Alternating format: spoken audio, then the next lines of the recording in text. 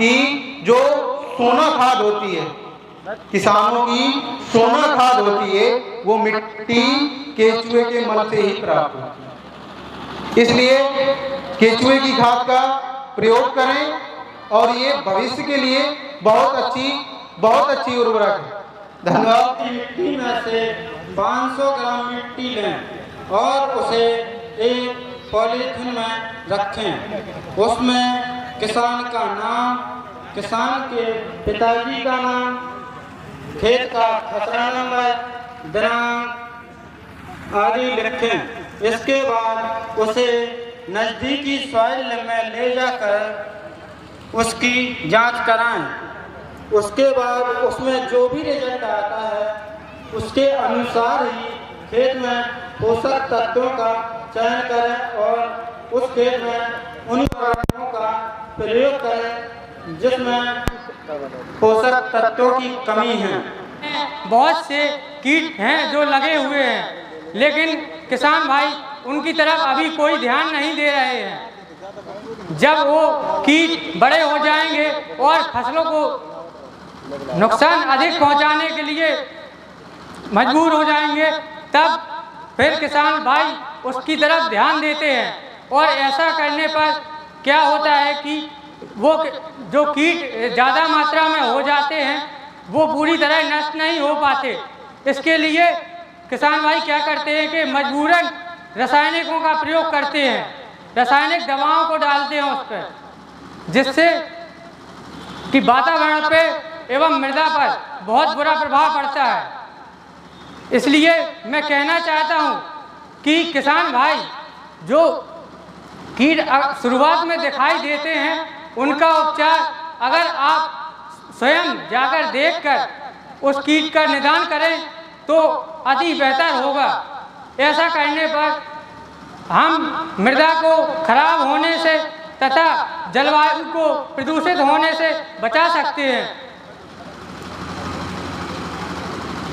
मैं समस्त किसान भाइयों से गुजारिश करना चाहता हूं कि वो रासायनिक दवाओं की अपेक्षा जैविक दवाओं का प्रयोग अधिक करें। ऐसा करने से जो उनकी कीमत होगी वो लागत वो कम आएगी। अगर आप लोगों ने देखा होगा कि गांव में समस्त जगह नीम का जो फल है वो अधिक मात्रा में उपलब्ध हो जाता है बरसात के टाइम। अगर उसको इकट्ठा करके उसका तेल निकाला जाए, जो कि आसानी से किसी स्पेलर द्वारा निकलवाया जा सकता है, उस तेल को 2 ml प्रति लीटर पानी में मिलाकर अगर 2 से 3 बार छिड़काव करें उसका, तो जो कीट लग रहे हैं वो कम होंगे, कीट नहीं लगेंगे। इसी प्रकार मैं एक और बात रखना चाहता हूँ कि किसान भाई ज़्यादा से ज़्यादा हरी खाद का प्रयोग करें, क्योंकि रासायनिक खादें जो भूमि को बंजर करती हैं, या तो जैसे कि आप रासायनिक खादों का प्रयोग करते हैं तो उसमें क्या होता है कि जैसे आपने 100 किलो मात्रा का प्रयोग किया है खाद का, तो उसमें जो होता है वो पौधा उसका 30 से 40% ही ले पाता है और बाकी सारा व्यर्थ हो जाता है। इस वजह से वो जो बकाया का है वो तो या तो वाष्प बन के वायुमंडल को दूषित करेगा या जमीन में जाकर जल को दूषित करेगा। ऐसा करने से जो हमारी फसलें होंगी वो दूषित होंगी, जिससे बहुत सारी बीमारियां फैलती हैं। और हरी खादों से क्या होता है, जैसे हरी खाद में आप सनाई, ढेंचा, लोबिया, उड़दा, मूंग आदि फसलों का प्रयोग कर सकते हैं, जिसमें से ढेंचा इसकी सबसे उपयुक्त प्रजाति है। ढेंचा में आप गर्मियों के समय में भी बो सकते हैं, बरसात के समय में भी बो सकते हैं, लेकिन अगर आप बरसात के समय बोएंगे तो एक फसल जो है वो आप नहीं ले पाएंगे। इसलिए मैं चाहता हूँ, मेरी सोच है कि जहाँ तक आप अप्रैल और मई के महीने में गेहूं की कटाई के बाद या जो अन्य फसल है उसकी कटाई के बाद ढेंचा की बुवाई करें, जो कि पहले आप खेत की जुताई कीजिए, उसके बाद सिंचाई कीजिए, फिर 50 किलो हेक्टेयर के हिसाब से ढेंचा की बुवाई कीजिए। इसके बाद आप उसमें 10 से 15 दिन बाद सिंचाई करते रहिए, जिससे कि उसकी वृद्धि अच्छी हो सके। ज़रूरत पड़ने पर अगर मृदा में पोषक तत्वों की कमी है तो 25 किलोग्राम प्रति हेक्टेयर की दर से यूरिया भी दे सकते हैं। इसके बाद जब फसल लगभग 55 से 60 दिन की हो जाए तो उसमें जो आप सभी के पास उपलब्ध साधन है, जो रोटावेटर है, वो गांव में अभी आ चुके हैं। तो जब 55 से 60 दिन की फसल हो तो उसमें रोटावेटर चलवाइए, जिससे फसल छोटे छोटे टुकड़ों में विभाजित हो जाएगी। फिर प्लाऊ की सहायता से उस मिट्टी को पलटवा दीजिए। फिर इसके बाद पलटने के बाद उसमें पानी भर दीजिए, जिससे कि वो पानी कुछ दिन तक भरा रहे और जो हमने ढेंचा बोया था वो उस खेत में अच्छी तरह से सड़ जाए, जिससे मृदा की उर्वरता क्षमता बढ़ती है। मृदा में अगर मान लीजिए कि आप 1 हेक्टेयर में ढेंचा बोते हैं तो 10 से 15 टन जो है ढेंचा की खाद प्राप्त होगी, जिससे 50 से 60 किलोग्राम नाइट्रोजन प्राप्त हो जाती है।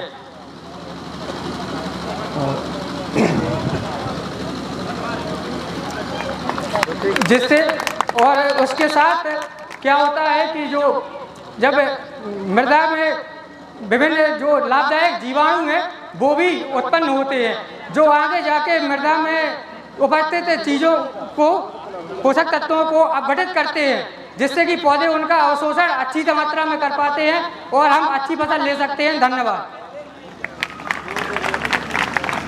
बहुत बहुत धन्यवाद। जैसा विदित है कि एक किसान गोष्ठी करने का जो उद्देश्य है, आप किसानों को क्या क्या पढ़े हैं अब तक 4 साल में, और किसानों के फील्ड पे जा के क्या क्या देखे हैं, इसके बारे में जानकारियों का आदान प्रदान करना होता है। जो आप अच्छे से पढ़े हैं, हो सकता है कि सभी किसान उतना अच्छे से न जानते हों। कुछ ऐसे भी प्रगतिशील किसान हो सकते हैं जो कि प्रैक्टिकल के तौर पे आपसे अच्छा कार्य कर रहे हो, जो कि आप प्रैक्टिकल के तौर पे उतना न भी देख पाए हों या खुद कर पाए हों। तो इसमें जानकारियों का आदान प्रदान होता है। किसान आपसे भी सीखते हैं और आप भी किसानों से सीखते हैं। तो इसी के कड़ी में इस गोष्ठी का आयोजन हो रहा है। और सबसे बड़ी चीज़ जो है, आज का जो कृषि उत्पादन है अपने पूरे देश का, कृषि उत्पादन तो लगातार देश की आज़ादी के बाद से ही बढ़ता जा रहा है। और आज खाद्यान्न उत्पादन में अपना देश पूर्णतः आत्मनिर्भर है, और आत्मनिर्भर होने के साथ साथ ही यहाँ से विदेशों में खाद्यान्न का बहुत बड़ी मात्रा में निर्यात भी हो रहा है। और सबसे बड़ी दिक्कत है कि किसानों को जो उपज की कीमत मिलनी चाहिए थी, औसत आधार पे उस तरह से उनको कीमत सभी किसानों को नहीं प्राप्त हो रही है। उसमें से जो बड़े किसान हैं, जो कमर्शियल खेती कर रहे हैं, वह तो बहुत फ़ायदे में रहते हैं, लेकिन जो छोटे और सीमांत किसान हैं, इनके पास छोटी कृषि जो होने के कारण ये कृषि को व्यावसायिक तौर पे नहीं कर पाते हैं। तो उन किसानों को आज के डेट में एक फार्मर इंटरेस्ट ग्रुप का कॉन्सेप्ट है, जिस पे लाइन डिपार्टमेंट जो कृषि और संबद्ध विभाग हैं वो काम कर रहे हैं, और एक आत्मा प्रोग्राम पूरे देश में चलाई जा रही है। और उसके जनपद पे आत्मा का मुख्यालय दिया गया है, और कृषि विभाग के शायद कोई हो तो उनको अच्छी जानकारी होगी। तो किसानों को जोड़ने का काम, किसानों को ग्रुप बनाने का काम, फार्मर इंटरेस्ट ग्रुप बनाने के बाद उनका रजिस्ट्रेशन होता है, और यह ग्रुप बैंक को कांटेक्ट करके बैंक इजीली उनको फाइनेंस भी उपलब्ध कराती है। और इंटरप्रेन्योरशिप डेवलपमेंट के क्षेत्र में भी फार्मर इंटरेस्ट ग्रुप बहुत अच्छा काम कर सकते हैं। जैसे कोई बेल्ट है, पर्टिकुलर कोई सब्जी है, जैसे यहाँ के क्लाइमेट में आपकी अलग अलग सब्जियाँ, जैसे कहीं कहीं शिमला मिर्च की खेती अच्छी हो रही है, टमाटर की भी बहुत अच्छी खेती हो रही है, मिर्च की खेती हो रही है।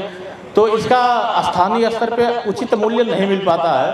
तो जो फार्मर इंटरेस्ट ग्रुप है, अगर क्लस्टर रूप में खेती कर रहे हैं तो उसमें वो मार्केट भी सर्च कर सकते हैं, और एक गांव में कोई अच्छी किस्म की सब्जी है या कोई अच्छी किस्म का फसल उत्पाद है तो उसको मार्केट एक्सेस करके उसको दूर, जहाँ की बहुत अच्छा रेट मिल जाए, कलेक्टिव रूप में उसको मार्केट में भेज सकते हैं, और अपना जो व्यवसाय है छोटे छोटे स्तर पे बहुत लाभदायी बना सकते हैं। इसके साथ ही जो छोटे किसान हैं, सीमांत किसान हैं, लघु किसान हैं, खेती के साथ साथ पशुपालन, मुर्गी पालन और मछली पालन तो बड़ा बात हो जाता है, कलेक्टिव तौर पे हो सकता है, लेकिन ये जो बैकयार्ड पोल्ट्री का कॉन्सेप्ट है, ये अपने घर के पास आप छोटे से जगह में कुछ मुर्गी पालन कर सकते हैं, 10, 20, 50 स्पीसीज के रख के संख्या में, तो छोटे स्तर पे अपने परिवार के लिए एक तो न्यूट्रिशन यूज़ के लिए काम आ जाएगा, और कलेक्टिव तौर पे करेंगे तो इसको बाहर जो मार्केट है वहाँ पे भी आप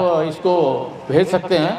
इसके साथ ही आप मधुमक्खी पालन का काम हो गया, रेशम पालन का काम हो गया, उद्यान विभाग हैं, इस पे काफ़ी प्रमोट भी करते हैं कि किसान मधुमक्खी पालन, रेशम पालन से कैसे जुड़े, और इस पे सरकारी जो विभाग हैं, लाइन डिपार्टमेंट हैं, वो भी सब काम कर रहे हैं। और किसान जो प्रगतिशील किसान होंगे वो जनपद पे आत्मा प्रोग्राम से जुड़े भी होंगे और जाते भी होंगे। इसके लिए हर ब्लॉक स्तर पे ब्लॉक स्तरीय किसान सलाहकार समिति का गठन किया गया है, और उस जो किसान सलाहकार समिति है वो क्या करती है, गांव से किसानों को जोड़ती है, तो उनको ब्लॉक स्तर पे, फिर जनपद स्तर पे, फिर राज्य स्तर पे, इन पे 3 स्तर बनाए गए हैं। और किसानों को स्किल डेवलपमेंट के लिए जो अलग अलग कृषि और सहायक उद्यम है, प्रशिक्षण प्रदान किया जाता है, और प्रशिक्षण प्रदान करने के साथ साथ ही उनको उद्यम विकास से भी जोड़ा जाता है कि किसान कैसे क्लस्टर में हो करके कोई भी सहायक उद्यम जो कृषि के साथ साथ हैं उसको कर सकें और उसको लाभदायी बना सकें। धन्यवाद। आज की गोष्ठी में जैसे कि छात्रों ने अच्छे वक्तव्य दिए हैं, उसमें कुछ छात्र ऑर्गेनिक कृषि पर भी बोले, उसी पे मैं थोड़ा पेस्ट नियंत्रण के में ऑर्गेनिक विधियों के बारे में बताऊंगा। जैसा कि जैविक खेती का मतलब है किसी बिना रसायन का प्रयोग किए हुए आप खेती का कार्य करें, जिसमें किसी भी प्रकार का रसायन का प्रयोग ना हो, जैविक खेती होती है। अब आप यदि कीड़े या बीमारी का प्रबंधन करना चाहते हैं बिना किसी कीटनाशी के प्रयोग किए, तो उसमें आपको जैविक विधियां बहुत सी हैं। जैविक विधियों से पहले आप कुछ यांत्रिक विधियां हैं, यदि आप वो सब अपना लें तो आपको दवा का छिड़कने का कोई ज़रूरत नहीं पड़ती है। जैसे सबसे पहली विधि है और सबसे सरल विधि है निगरानी करना। आप अपने खेत की निगरानी करिए, पौधे की निगरानी करिए, और उसको प्रतिदिन जाइए। जैसे सुबह मॉर्निंग वॉक करते हैं, आप अपने खेत पर सुबह में टहल लीजिए, तो आप प्रति पौधे किनारे देख ही देंगे। फील्ड में टहलेंगे तो कीड़े बीमारी ग्रसित पौधे दिख जाते हैं। तो यदि प्रारंभिक अवस्था में किसी भी रोग का, किसी भी पीड़क का यदि हम प्रारंभिक अवस्था में निदान कर लें और उसका उपचार कर लें, तो यह सबसे सरल और सबसे आसान और सबसे किफ़ायती होता है, सस्ती होती है। आप कम पैसे में भी उस बीमारी से या उस कीड़े से निजात पा सकते हैं। इसके लिए सबसे पहले है आप अपने क्षेत्र का भ्रमण करें, या दूसरा अन्य विधियां हैं निगरानी करने का, कुछ प्रपंच लगाइए। जैसे फेरोमोन ट्रैप, चने की सूंडी का प्रकोप चने के खेत में हो गया है, किसान को अभी नहीं मालूम है, लेकिन अब सूंडी तब पता चलेगा जब किसान को फलियों में क्षति करने लगता है, तब किसान उसके प्रति गंभीर होता है। लेकिन यदि आप अभी से फेरोमोन ट्रैप लगाएंगे तो उसमें सभी नर कीट उसमें आकर्षित होकर के मर जाते हैं, जिससे मादा प्रजनन नहीं कर पाती है और जनसंख्या वृद्धि उसकी रुक जाती है, और उस क्षेत्र के किसानों को फायदा मिलता है, कीट का प्रकोप कम होता है। दूसरा है इसी प्रकार फेरोमोन ट्रैप लगाए, लाइट ट्रैप लगाइए। न फेरोमोन मिले तो आप प्रकाश प्रपंच लगाइए, क्योंकि जो चने की सूंडी है या जितने भी मांस होते हैं ये प्रकाश के प्रति आकर्षित होते हैं, नर मादा दोनों, इसमें आकर के वो फंस करके मर जाते हैं प्रकाश में। तो इसके अतिरिक्त है, इससे क्या मालूम होता है आपको, कीट की जनसंख्या घनत्व का स्तर का ज्ञान होता है। यदि किसी एक फसल में 1 हेक्टेयर का क्षेत्रफल है, उसमें 10 कीड़े मिल जाए तो दवा छिड़कने की वहाँ पर कोई ज़रूरत नहीं है। किसान यहीं पर जल्दी कर जाते हैं। आपको 10 कीड़े हैं 1 हेक्टेयर में, वो कोई क्षति नहीं कर रहा है। दवा का उपयोग तब करें जब आपको आर्थिक क्षति करने लगे। जैसे चने की सूंडी के लिए आप दवा का छिड़काव करना है, आप चने के खेत में टहलिए, पहले उसका आर्थिक क्षति स्तर देखिए, जनसंख्या कितनी है। चने के खेत में टहलिए, 1 मीटर की लाइन आप उसकी जनसंख्या को नोट कर लीजिए कितनी सूंडी है। ऐसे ऐसे 8-10 जगह आप जनसंख्या को रिकॉर्ड करिए, फिर उसका औसत निकाल लीजिए। जितनी जनसंख्या सूंडी की मिली है टोटल, उसमें 10 से भाग दे दीजिए। तो यदि 1 से ज़्यादा आ रही, 1 से ज़्यादा सूंडी आ रही, तो आपका सूंडी जो है फसल को आर्थिक क्षति कर रही है। 1 से कम है तब कोई दवा या कोई अन्य उपचार करने की जरूरत नहीं है। मुख्य रूप से रसायन छिड़कने की जरूरत वहाँ पर नहीं है।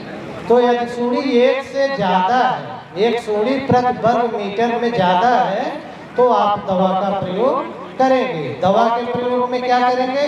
सबसे पहले सुरक्षित कीटनाशी, जो जैविक कीटनाशी है, उनका प्रयोग करेंगे। जैसे नीम की निमौली का छिड़काव करेंगे, और नीम का तेल आता है उसका भी मिला करके पानी में छिड़काव करें। या इसके बाद आता है एक जीवाणु होता है, बीटी कहते हैं। बीटी एक विषाणु है, NPV कृषि विभाग में आप सबके यहाँ उपलब्ध है, मराठ में। तो वहाँ से लाइए या तो दुकान से लीजिए। इसको 1.4 किलोग्राम बीटी की डोज है, 1.4 किलोग्राम प्रति हेक्टेयर की दर से 800 लीटर पानी में मिलाकर छिड़काव करें। छिड़काव शाम के समय करें, और उसमें थोड़ा गुड़ मिला लें तो उसकी प्रभाविकता बढ़ जाती है बीटी की। दूसरी है विषाणु है, NPV के नाम से मिलती है। इसका भी आप फार्मूलेशन आता है 250 ml प्रति हेक्टेयर इसका डोज होता है। वो सीसी में पैक्ड मिलता है या पाउडर फॉर्म मिलता है। दोनों आप कृषि विभाग से या दुकानों से ले करके उसका छिड़काव कर सकते हैं। तो चने की सूंडी इससे प्रभावित होकर के मर जाती है। एक कवक है, बेवेरिया बैसियाना, नाम सुने होंगे सभी किसान। उसके लिक्विड को तरल रूप लीजिए, उसको 1 लीटर पानी में 2 ml बेवेरिया बैसियाना के घोल को मिलाइए और उसको खेत में छिड़क दीजिए। जितने भी पत्ती की सतह पर रहकर क्षति पहुंचा रहे, पौधे की सतह पर रहकर क्षति पहुंचा रहे, वो सब कीड़े नष्ट हो जाएंगे। क्योंकि देखिए जैविक खेती में सबसे मुख्य होता है कीट का नियंत्रण कैसे कर रहे हैं। सबसे प्रभावी होता है कि कीट का उपचार का समय, यदि आप जितना देर करेंगे उतना ही ज़्यादा वो निष्प्रभावी होगा। आपको 1 बार नहीं 2 बार छिड़काव करना पड़ते हैं।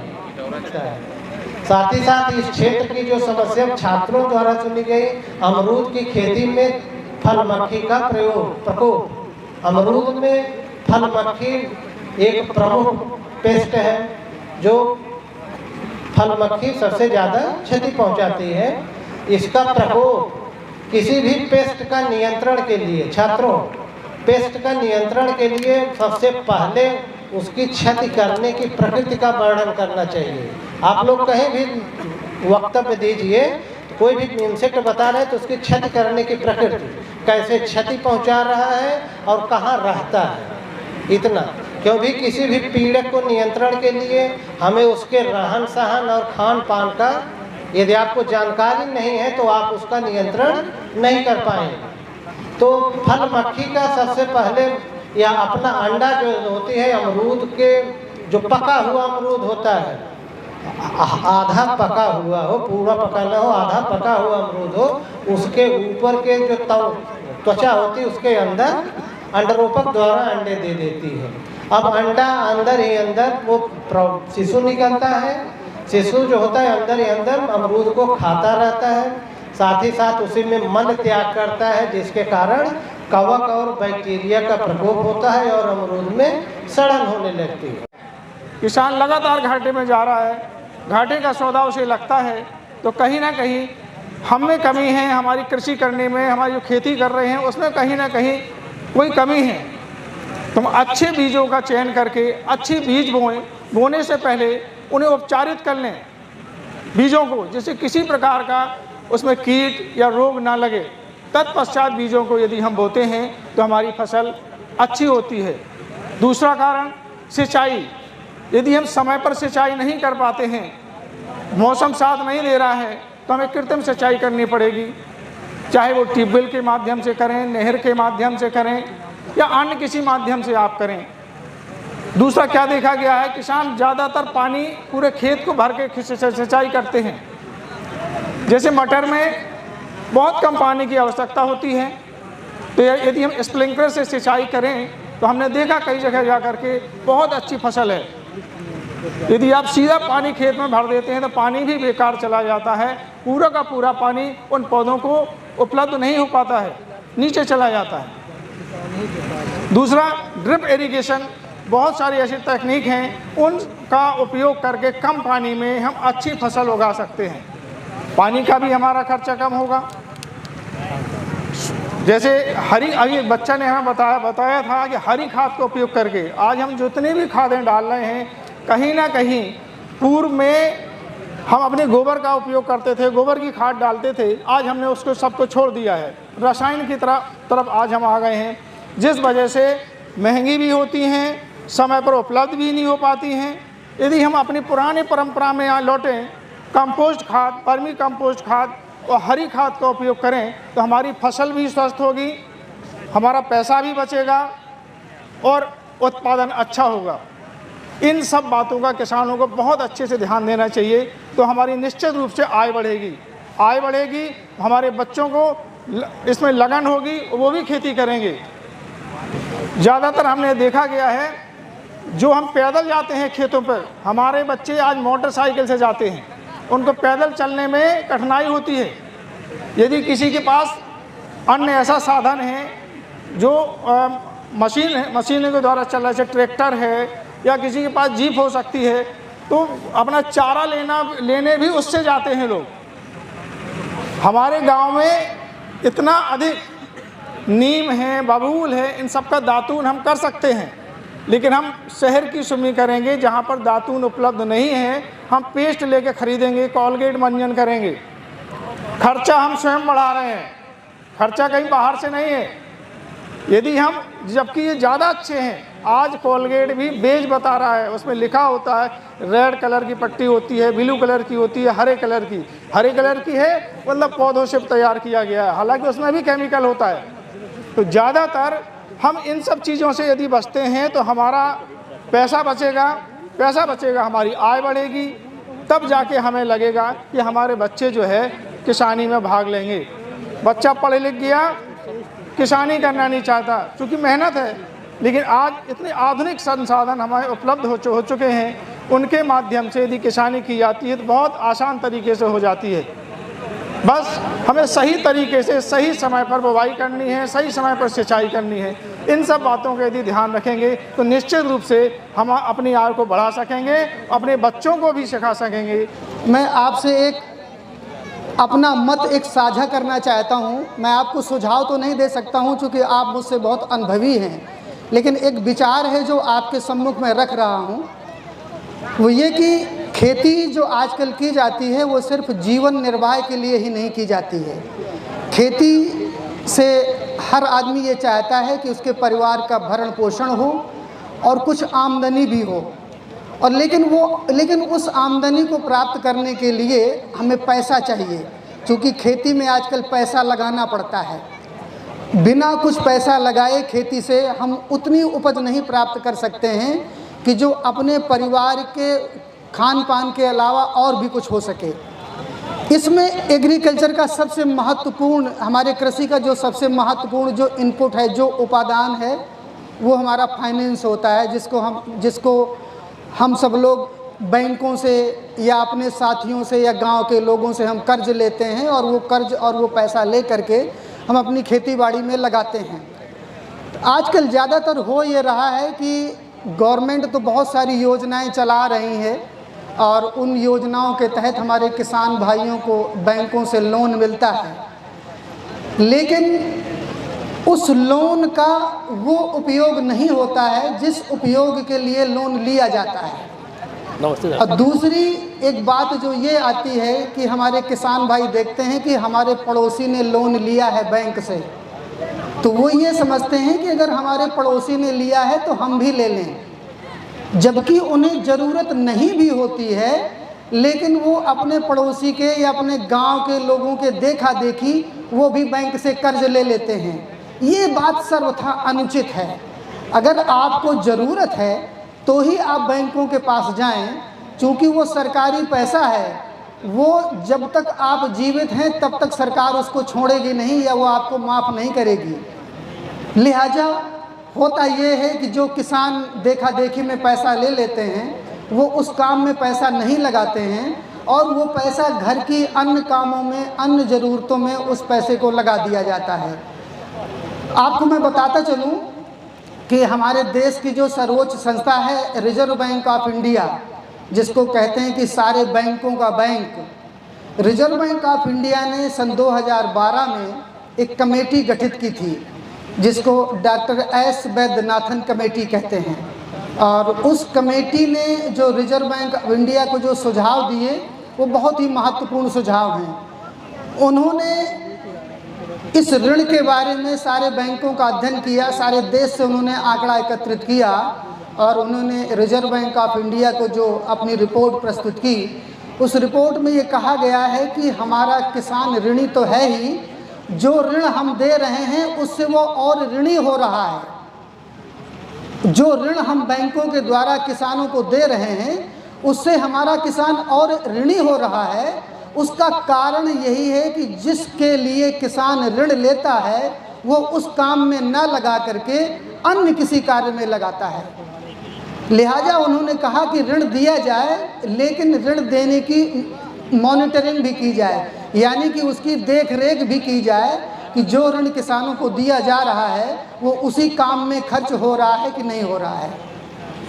इस पर अब ये सरकारी मामला है, अब ये पॉलिसी मैटर है, लेकिन मैं अपनी तरफ से अपने सभी किसान भाइयों से ये अनुरोध करना चाहूँगा और ये कहना चाहूँगा कि बैंकों से ऋण आप तभी लें जब आपको बहुत ज़रूरत है, और आप अगर ऋण लेते हैं तो आप उसको उसी कार्य में लगाएं जिस कार्य के लिए आपने ऋण लिया है, वरना ज़रूरतें तो जब तक हम जीवित हैं तब तक वो पूरी नहीं हो सकती हैं, चाहे हमारे पास कितना भी पैसा आ जाए।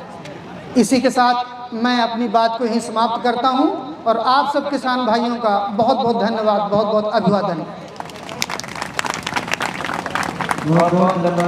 बात रखी, बात बड़ी भी हो सकती, छोटी भी हो सकती, आपकी समझ से ऊपर भी हो सकती है, समझ से बाहर भी हो सकती है, लेकिन असली वैज्ञानिक आप लोग ही हैं। अभी राठौर साहब ने अपनी बात रखी, बहुत ही अच्छे सारगर्भित विचारधाराएं आपके सामने रखी उन्होंने, प्रायोगिक हैं, तथ्यपरक भी हैं। उन्होंने पूरी तरह से ऑर्गेनिक पर जोर दिया आपको, ऑर्गेनिक चाहे वो गोबर की खाद के माध्यम से हो या वर्मी कंपोस्ट के माध्यम से हो।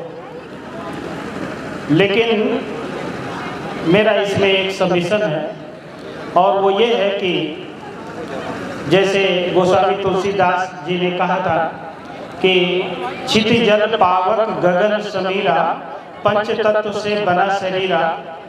वो उस समय की बात हो सकती है कि हमारे में इस तरह से वैज्ञानिक दृष्टिकोण नहीं था, और उसका दूसरा रूप ये है कि मनुष्य या कोई भी जीव जंतु मरता है, मरने के बाद वो पंच तत्व में विलीन हो जाता है। और पंच तत्व का मतलब वही कार्बन, हाइड्रोजन, वही ऑक्सीजन, नाइट्रोजन, फास्फोरस, पोटास और बाकी मिनरल्स, वो उसी में विलीन हो जाता है। ये एक साइकिल है और ये साइकिल में जिस तरह से मनुष्य को पोषक तत्वों की ज़रूरत पड़ती है, तो गोस्वामी जी ने कहा कि 5 तत्वों की ज़रूरत पड़ती है। बाकी आज वैज्ञानिक दृष्टिकोण से वो 5 तत्व 24 तत्वों में साइंटिफिक दृष्टिकोण से कहे जाते हैं कि मनुष्य को 24 पोषक तत्वों की ज़रूरत है, पेड़ पौधों को 17 पोषक तत्वों की ज़रूरत है। तो अगर हम जो प्रेजेंट टाइम में कंसेप्ट चल रहा है, हमारा वैज्ञानिक दृष्टिकोण ये कह रहा है कि हम अपने पूर्वजों की तरफ लौटें, जो हमारी वैज्ञानिक पद्धति थी खेतीबाड़ी की, हम जैसे पहले होती रही है वैसा करने का प्रयास करें। बहुत कुछ संभव है, लेकिन आपको पता होना चाहिए कि ये 17 पोषक तत्वों की आपूर्ति शायद और शायद ही हम ये ऑर्गेनिक फार्मिंग से कर सकते हो।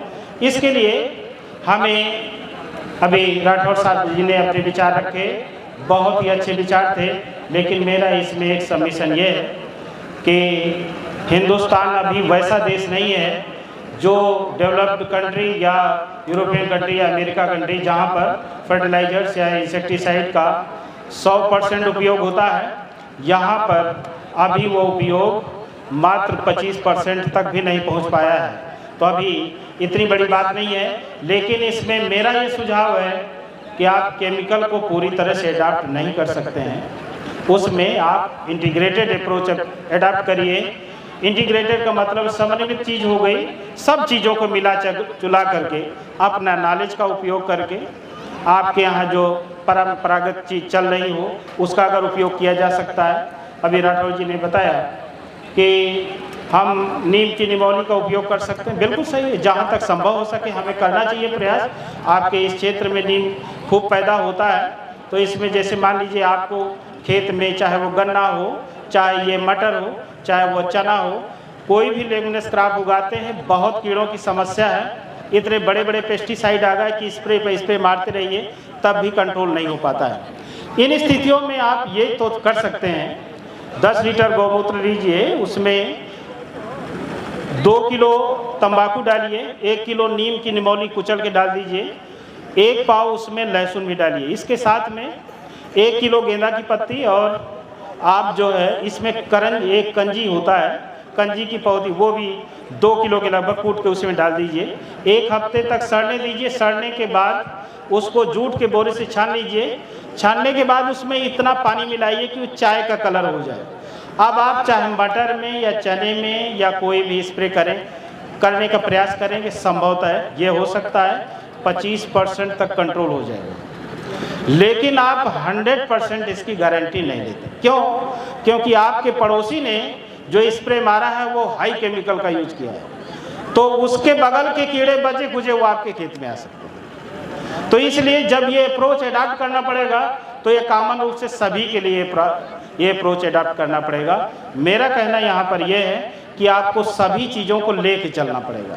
ऐसा नहीं है हम कहते हैं मान लीजिए गोबर की खाद अकेले डाल लें, हो सकता है आपके ये 17 पोषक तत्वों की आपूर्ति, आपने हाइब्रिड बोया है तो उसको और भी पोषक तत्वों की जरूरत पड़ेगी। इस स्थिति में वो अपनी पैदावार जितनी उसे देना चाहिए था वो उतनी हो सकता है न देगा। तो इसके लिए मान लीजिए हम ये कहते हैं आपको DAP डालना चाहिए, DAP इसलिए आसानी से मिल जाएगा। दूसरा अप्रोच क्या कर सकते हैं, आपको जितने भी ये पत्थर का एरिया है, राजस्थान वगैरह का एरिया है, यहाँ से आप जिप्सम मंगा सकते हैं या उसका रॉक फॉस्फेट मंगा सकते हैं। कई किसान मिल करके ट्रक के ट्रक मंगा सकते हैं और गोबर की खाद मिला करके और उसके साथ DAP की भरपाई की जा सकती है। लेकिन ये नहीं कह सकते हम कि खाली हम गोबर की खाद के माध्यम से पूरी आपूर्ति कर लेंगे और जितना प्रोडक्शन हमारा होना चाहिए वो प्रोडक्शन हो जाएगा, ऐसा संभव नहीं है, जैसा कि साइंटिफिक रिसर्च कहता है। बाकी आपके अनुभव मेरे से बेहतर हो सकते हैं। कुछ किसान बसेरा के बहुत ही, मुझे अभी पता चला, मैं नया हूँ इस क्षेत्र के लिए, जानकारी मेरी कम है। मैंने पहले कहा कि आपसे बड़ा वैज्ञानिक कोई नहीं हो सकता है, वो दिखत पड़त की बात अलग है, अपना रिसर्च का पब्लिकेशन बाहर कर करके बहुत बड़ा वैज्ञानिक हो जाएगा। लेकिन आपकी जानकारी के लिए मैं बता दूं कि बहुत से किसान जो राष्ट्रपति से पुरस्कृत हैं, आपके बनारस जैसी जगह से एक आध किसान ऐसे जो राष्ट्रपति से पुरस्कृत हैं और उन्होंने अपनी वैरायटी स्वयं बनाई है। तो मैं इसलिए कहता हूँ कि वो कोई किसान अगर वैरायटी बना सकता है तो इसका मतलब वो वैज्ञानिक हो सकता है। इसलिए आप अपने आप को कभी भी कम मत आकिए, आप बहुत अच्छी पोजीशन में। दूसरी चीज़, ये कुछ क्वेश्चन आए हैं आपके, वो क्वेश्चन का जवाब मैं पहले दे दूं, नहीं मैं भूल जाऊंगा।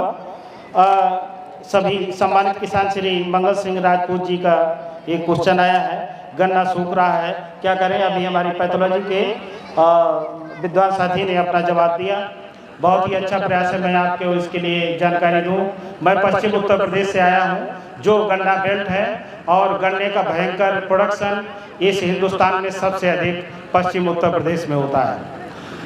बहुत बड़ी शुगर मिल है जो पूरे एशिया लेवल की शुगर मिल है और प्रोडक्शन में नंबर 1 नंबर 2 इस तरह रहती हैं।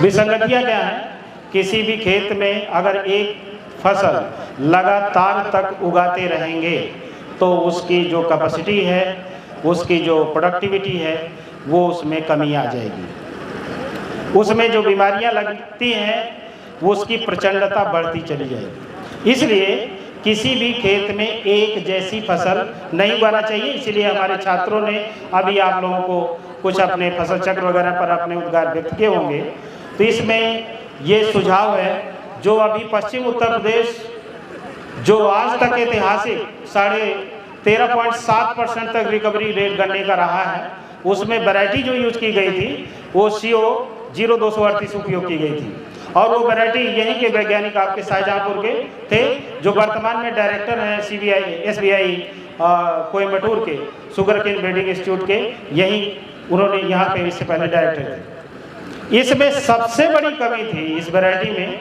कि शुगर केन की सबसे बड़ी प्रचंडता, अंत में आजकल ऐसे वायरस आ गए हैं जिनका कोई निदान नहीं।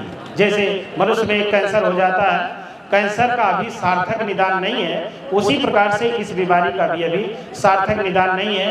उपचार यही है कि आप गर्मी की प्रचंड गर्मी में उसकी जुताई करने के बाद गन्ना कम से कम उस खेत में 2 साल ना उगाएं, तभी वो वहाँ से जो उस तरह के कीट हैं या वायरल डिजीज हैं वो कम हो सकती है। दूसरी चीज़, जो गन्ने का जो भी वैरायटी लाएं वो बिल्कुल उपचारित होना चाहिए। एग्लानेरिटाइन से उसको उपचारित करके तभी इसका कंट्रोल है, अन्यथा वायरल कोई भी बीमारी है, ऐसे फोका वायरस वगैरह आ गए हैं जिनका कोई इलाज नहीं है।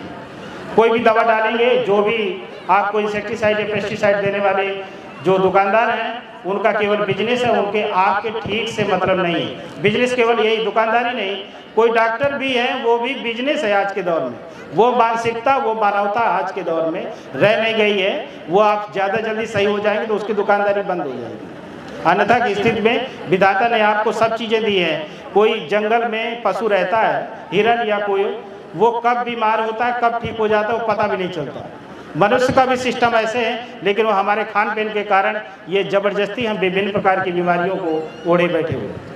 तो आप अपना खान पीन का पर भी विशेष ध्यान दीजिए। इसमें मैं हार्टिकल्चर में होने के नाते मेरा एक सुझाव है कि आप बैलेंस डाइट लें, कम से कम बीमार हो, और बीमारी कोई बता के नहीं आती, इस चीज़ की गारंटी तो नहीं है, लेकिन यदि आप अंदर से मजबूत रहेंगे बीमारियां बाहर से कम हों।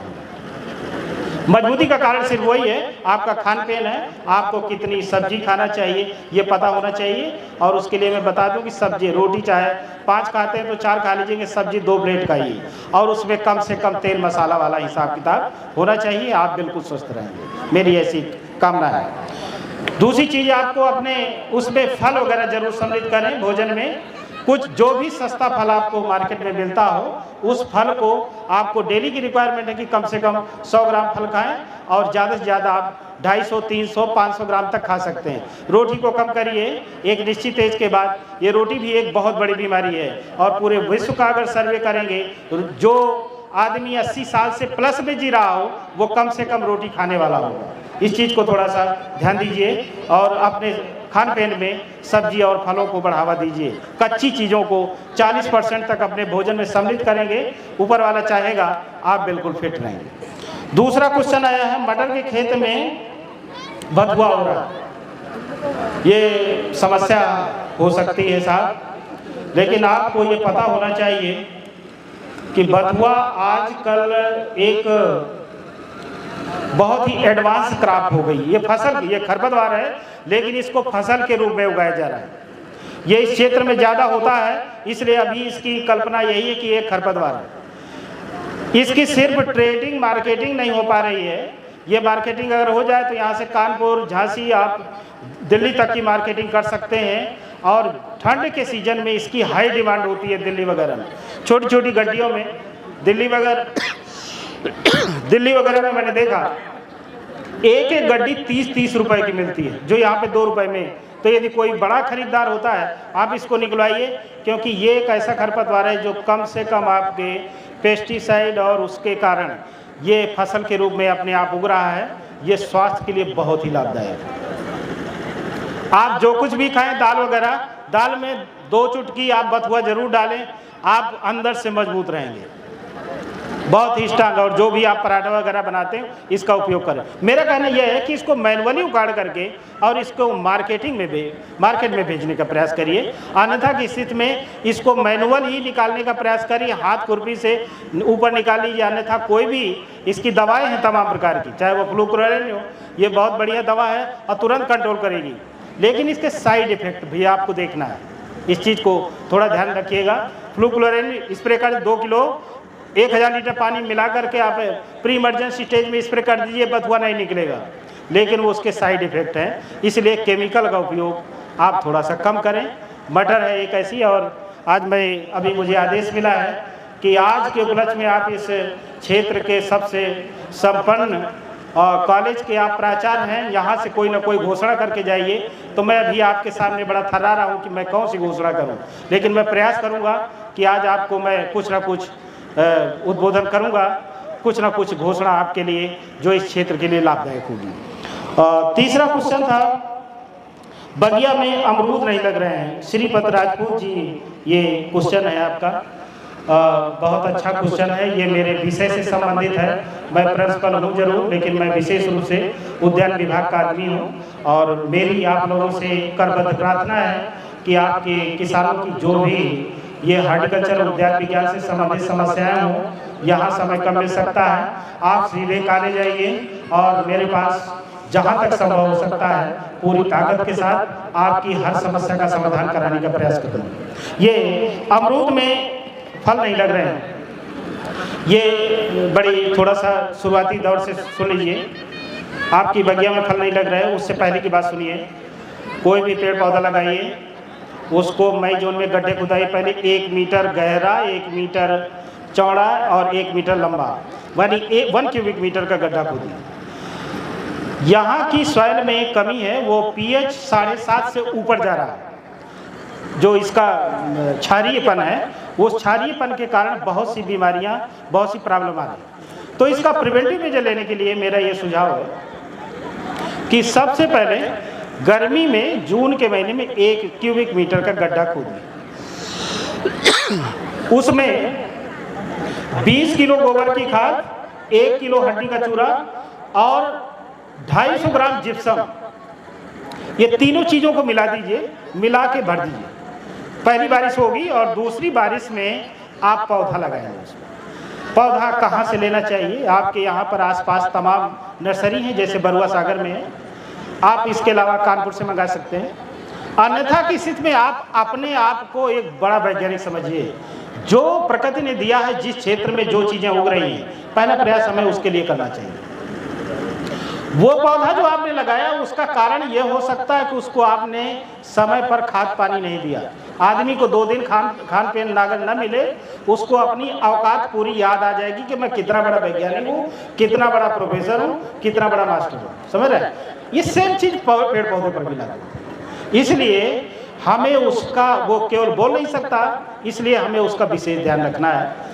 मेरा ये सुझाव है कि अगर आपने 1 मीटर गड्ढा, क्यूबिक मीटर का गड्ढा किया है, 40 किलो गोबर की खाद उसमें मिट्टी के साथ मिला के, 1 किलो रॉक फास्फेट या मछली का चूरा में मिल जाए आपको, तो मिला के और इसमें लगाएंगे पेड़। पहली बरसात के बाद यानी दूसरी या तीसरी बरसात हो जाए, इसके बाद लगाइए।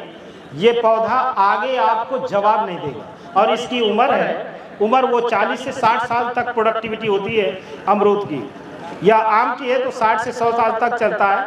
60 के बाद वो सठिया जाता है और धीरे धीरे कम होने लगता है। हर चीज़ की एक लाइफ है, कोई चीज़ ऐसा नहीं है कि एक बार लगाया और कई सालों तक चलता रहेगा। जब हम उसको कमर्शियली उगा रहे हैं तो उसको एक निश्चित समय के बाद एक निश्चित खुराक चाहिए।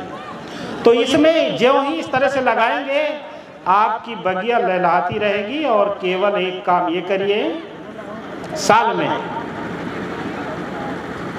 1-2 स्प्रे जरूर, और वो माइक्रो न्यूट्रिएंट के स्प्रे मांगता है विशेष रूप से ये क्षेत्र। उसमें मैग्नीज, जिंक, बोरान, ये 3-4 का मिक्सचर यदि आप स्प्रे किसी भी यूरिया के साथ में भी करते हैं अगर, तो आप इसमें मिला लीजिए और 0.6% का स्प्रे मार दीजिए। ये आपके फल आना चालू हो जाएंगे।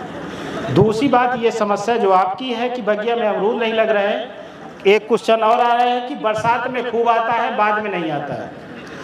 प्रकृति ने इस अमरूद को 3 बार फूलने के शुभ अवसर दिए हैं।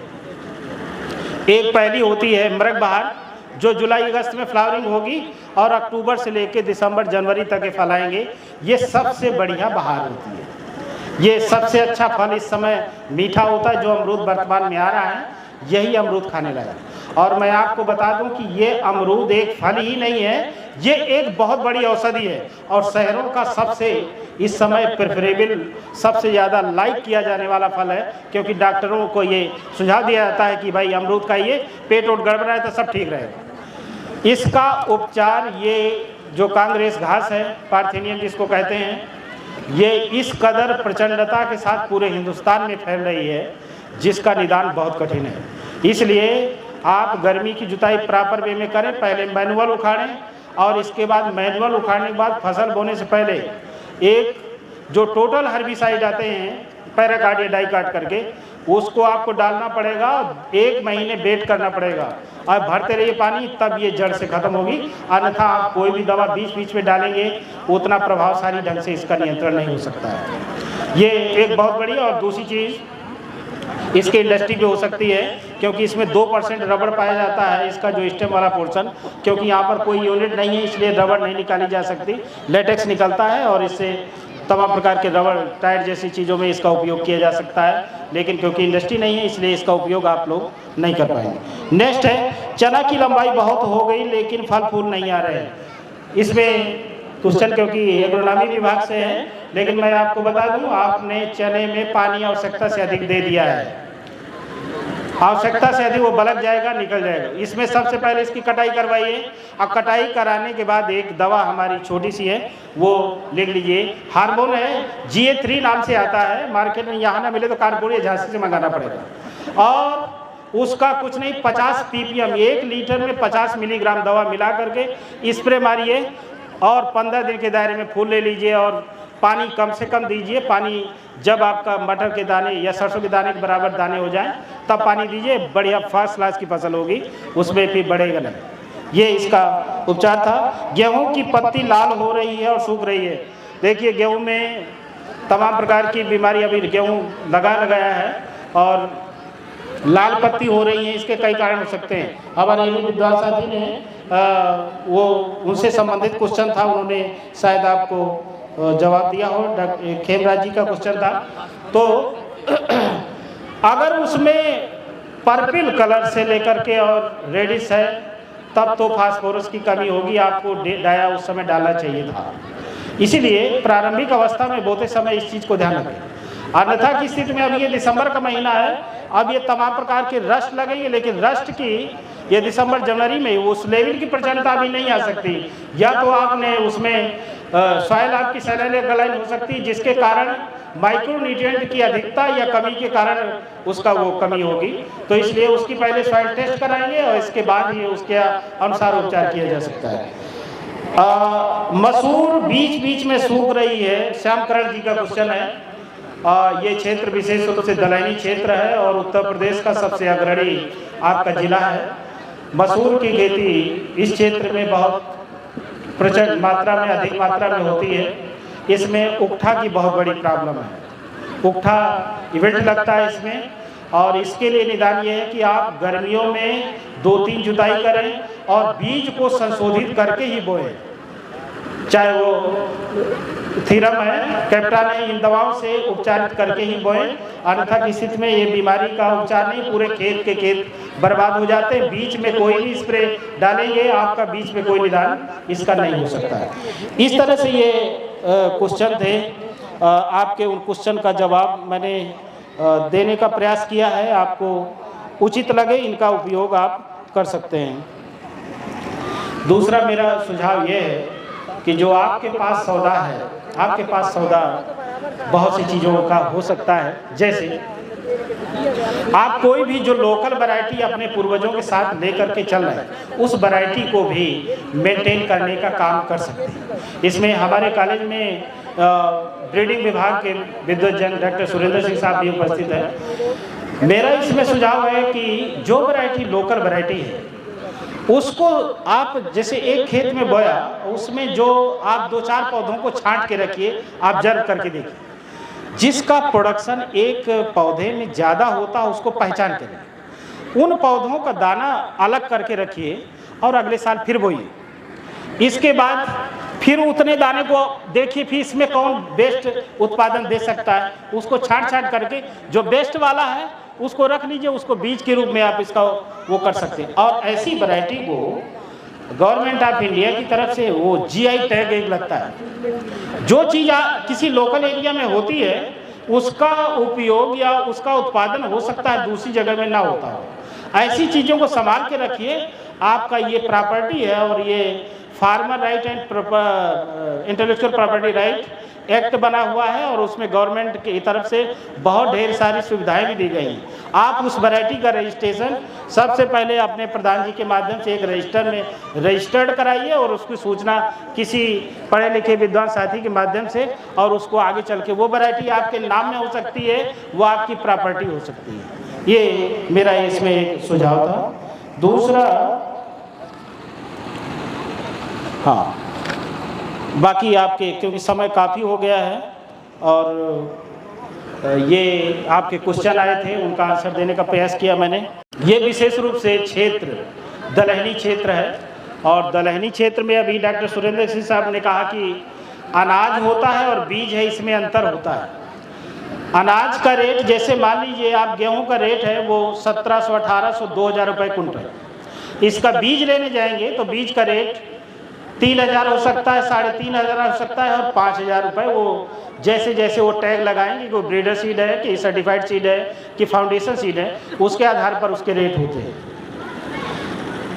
गवर्नमेंट की भी नीति है कि किस तरह से किसानों की आय दोगुनी की जाए। तो अगर हम अनाज ना उगा करके बीज उगाना चालू कर देंगे तो हमारी इनकम ऑटोमेटिकली डबल हो जाएगी। इसलिए बीएनबी डिग्री कॉलेज ये प्रयासरत है आप लोगों के हित में। आप लोगों का सहयोग भी हमें अपेक्षित है और आपके हित में अगर कोई काम कर लेता है तो यह हमारी एक बहुत बड़ी उपलब्धि होगी। और इसके लिए हमने एक क्लब विकसित करने की अभी बीच में रास्ते में ही एक विचारधारा आई कि किसानों के बीच में जा रहे हैं, कोई इस तरह का समीकरण अगर बन सकता है तो इसके लिए बुंदेलखंड प्रगतिशील किसान क्लब हमने बनाने का प्रयास किया है। क्या काम होगा ये कि ये अनाज का उत्पादन ना करे, ये बीज का उत्पादन करे। इसके लिए हमारे साथी डॉक्टर एस.जी. राजपूत जी और हमारा स्टाफ इसके लिए ये प्रयास किया। IIPR Indian institute of pulse research Kanpur के सहयोग से पल्स का आप बीज उत्पादन करिए और उसको उत्पादन करके बीज के रेट में हमारे कॉलेज के माध्यम से, कॉलेज हमारा स्पॉन्सर करेगा इसको और वो IIPR को पुनः चला जाएगा। आपका बीज जो होगा वो बीज के रूप में जाएगा, अनाज के रूप में नहीं जाएगा। इसलिए आपकी इनकम डबल करने के लिए ये हमारा कॉलेज, मेरा स्टाफ ये हमेशा सहयोग करेगा और ये एक क्लब जिससे आप सभी का ये बीज हम खरीद सकें और IIPR को बेच सकें, जिससे आपकी आय उत्तरोत्तर बढ़ती रहे। मैं इसके उपलक्ष्य में इसके साथ ही ये एक हमने और हमारा प्रयास है कि किसान परामर्श सेवा केंद्र हम अपने कॉलेज में विकसित करेंगे। आपकी किसी भी, चाहे वो हॉर्टिकल्चरल क्रॉप हो या जितने भी आपके फसल वाली कोई समस्या है, खेत की कोई समस्या है, उसमें हमारे पास कोई ना कोई एक प्रोफेसर उपलब्ध रहेंगे। आप अपनी समस्या को लेके आइए, हमारा उपयोग करिए, हमारा दुरुपयोग करिए और आप आगे बढ़ जाइए। हमारी ऐसी शुभकामनाएं हैं। ये मेरे कॉलेज की तरफ से मेरी ये घोषणा के लिए मुझे कहा गया कि इस तरह की कोई घोषणा हो तो इसमें आपका सहयोग अपेक्षित है और हमारा सहयोग आपको पूरा मिलेगा। इस काम में जुट जाइए। 1 साल 2 साल में आपको बहुत अच्छा मज़ा भी आने लगेगा और याद करेंगे कि बीएनबी में भी कुछ काम होता है। धन्यवाद छात्रों। मैं आज आपके उपलक्ष्य में ज़्यादा नहीं बोल पाया, लेकिन कॉलेज में हमारी मुलाकात होती रही कि किसान भाई इतने उपलब्ध हैं और बहुत अच्छा लग रहा है। मैं आप सभी का तहे दिल से शुक्रगुजार हूँ, आभार व्यक्त करता हूँ। धन्यवाद। आज के इस अभिनव, प्रेरणादायक और छात्रों के और इस ग्राम के किसानों के आप सबके सहयोग से इस कार्यक्रम का आयोजन किया गया। कायदे में ये मंच हम लोगों का नहीं है, कायदे में ये मंच आप जैसे किसानों का है, जो इस स्थान को सुशोभित करना चाहिए था। लेकिन कुछ विषयगत मजबूरियां होती हैं हम लोगों की, कुछ कमजोरियां होती हैं हम लोगों की। कमजोरी ये कि ये स्टूडेंट रेडी बीएससी एजी के जो अंतिम वर्ष के छात्र हैं, उनके पाठ्यक्रम का एक अभिन्न हिस्सा है। तो इस कारण से हम लोग यहाँ बैठे। लेकिन मुझे खुशी है कि आप सबके चहेते, आप सबके बीच में अपनी सेवाएं देने के लिए तत्पर रहने वाले आपके ग्राम प्रधान जी हमारे बीच में सुबह 11:30 बजे से इस मंच पे विराजमान हैं। एक बार जोरदार तालियां आपके लिए होनी चाहिए। मैं आप सबको इस अपने उद्बोधन के माध्यम से इस कार्यक्रम में सभी ग्रामवासी, जिन लोगों ने भाग लिया, जिन लोगों ने सहयोग किया, जिन लोगों ने पिछले 1 महीने से हमारे छात्र छात्राओं को अपने ज्ञान को दिया और उनसे कुछ उपयोगी ज्ञान अगर समझ में आया तो लिया, तो ऐसे आपके ग्रामवासियों का, ऐसे किसानों का, खास तौर से जो उन्नतशील किसान हैं, उनको भी सादर मैं वंदन करता हूं। उनके भी सम्मान में आप लोग एक बार जोरदार तालियां बजाएं।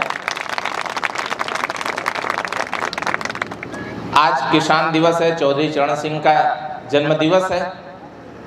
इसके साथ ही हमारे बीच में जो वैज्ञानिक हैं, 2 चित्र लगे हैं, इनको भी जानना चाहिए। हमारे किसान, हमारे छात्र और हम सब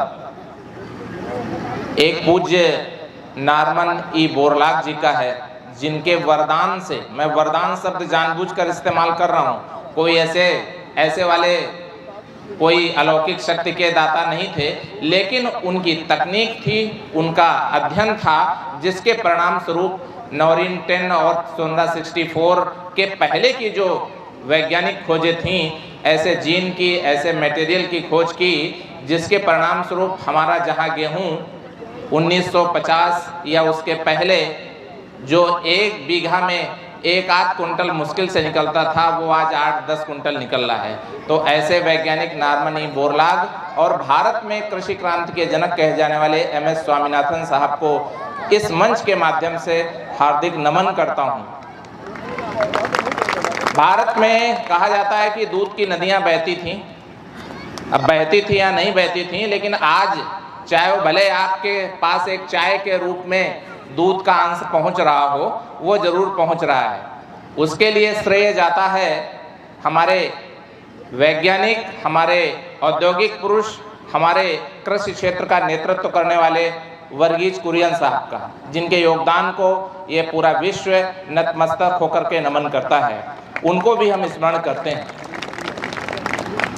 इस ग्राम के सभी उन लोगों को जो हमारे इस कार्य में प्रत्यक्ष या अप्रत्यक्ष रूप से सहयोग किया। कृषि विभाग के जो हमारे श्री अरविंद जी हैं, उनके साथ में उनकी पूरी टीम है। ग्राम के दूसरे जो सहयोगी ग्राम हैं इस कार्यक्रम में, उनके जो ग्राम प्रधान जी हैं या उनके जो प्रतिनिधि हैं, उन सबका भी हार्दिक आभार व्यक्त करता हूं। आप सब जानते हैं कि किसी भी महाविद्यालय के या कृषि विश्वविद्यालय के 3 प्रमुख काम होते हैं। एक, नए ज्ञान का सृजन करना, नई चीज़ें तैयार करना, नई पद्धतियां तैयार करना। दूसरा होता है उस ज्ञान को बच्चों को पहुंचाना, ताकि वो भविष्य के लिए पीढ़ी के रूप में तैयार हों। और तीसरा है उसका प्रसार करना। तो प्रसार के संबंध में हमारे प्राचार्य जी ने अभी आपके बीच में 2 घोषणाएं की हैं, बहुत ही स्वागत योग्य हैं। इससे महाविद्यालय और किसानों के बीच का जो संबंध है वो बहुत प्रगाढ़ होगा, मजबूत होगा और भविष्य में पूज्य स्वामी जी के सपनों को साकार करने की दिशा में एक लैंडमार्क, एक माइलस्टोन साबित हो सकता है, जिसमें हमारे किसानों का सहयोग, हमारे छात्रों का सहयोग अति आवश्यक है। इसके साथ ही कृषि प्रसार के माध्यम से आप जो उसके 4 उद्देश्य हैं, सबसे पहले तकनीकी ज्ञान को किसानों तक पहुंचाना। दूसरा उसका है, अगर किसान तक तकनीकी ज्ञान पहुंच रहा है और किसान किसी कारण से आनाकानी कर रहा है तो उसको प्रेरित करना कि भाई ऐसा करो। तीसरा क्या है, अगर फिर भी वो काम करने में उसको असुविधा हो रही है, कोई बाधा आ रही है, तो विभिन्न विभागों के माध्यम से उसको वो सुविधा प्रदान करना, ताकि किसान को काम करने में सहूलियत मिले, वो आसानी से कर सके। और जब वो काम करेगा तो निश्चित रूप से उसकी आमदनी बढ़ेगी, उसकी आय बढ़ेगा, उसका उत्पादन बढ़ेगा और जब उसके पास आमदनी होगी तो उसका कार्य, उसका व्यवहार परिवर्तित होगा, उन्नत होगा, बेहतर होगा। तो इस तरह से प्रसार शिक्षा के 4 उद्देश्य हैं, जिन उद्देश्यों को पाने के लिए इस गोष्ठी का आयोजन किया जाता है। पहली बात, to educate the people, second to motivate the people, third to facilitate the people और fourth to change the behaviour of the people. ये हमारे छात्रों को ध्यान में रखना चाहिए।